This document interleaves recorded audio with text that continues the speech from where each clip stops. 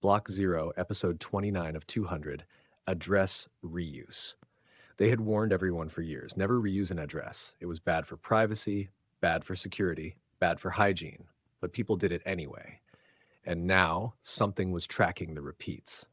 Marcus Hale noticed the pattern buried inside a cluster analysis report. Addresses used more than once were lighting up on chain, flagged, grouped, highlighted. At first, it looked like standard blockchain forensics. Then the tags changed. Repeat identity detected. That wasn't a wallet label. That wasn't analytics software. That was consensus. A cafe owner in Madrid accepted Bitcoin at the same address for months. It was easier that way. Convenient. One QR code taped to the counter.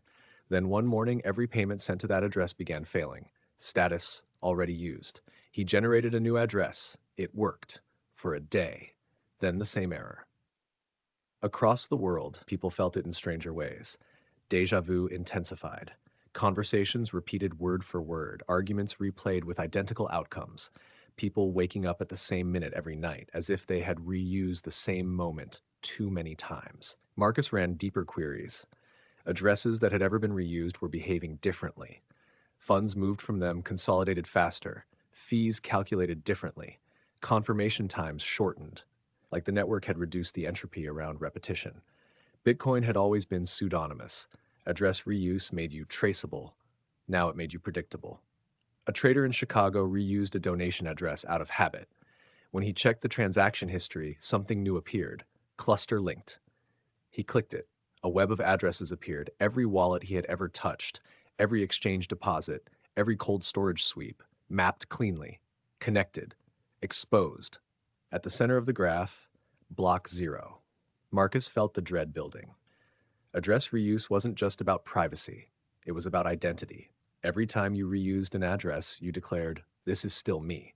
The chain had been collecting those declarations, stitching them together, building a profile not of wallets, but of continuity. A woman in Paris checked her old savings address. She hadn't touched it in years, but it had been reused once, years ago. A small mistake. Her wallet displayed identity locked. She tried to move the coins. The transaction failed. Duplicate signature detected. She hadn't signed anything twice, but she had lived the same patterns, made the same choices, returned to the same fears. Marcus stared at his own history. He had been careful, generated new addresses every time. But there it was. One reuse, one careless test transaction, one repeated declaration. He clicked it. The screen populated with a cluster map. His wallets, his devices, his nodes, and something deeper, patterns of behavior, times of day, moments of hesitation, all linked, all reused. Outside, the city felt recursive, the same bus passing twice, the same man on the corner nodding in the same way, the same argument echoing down the street.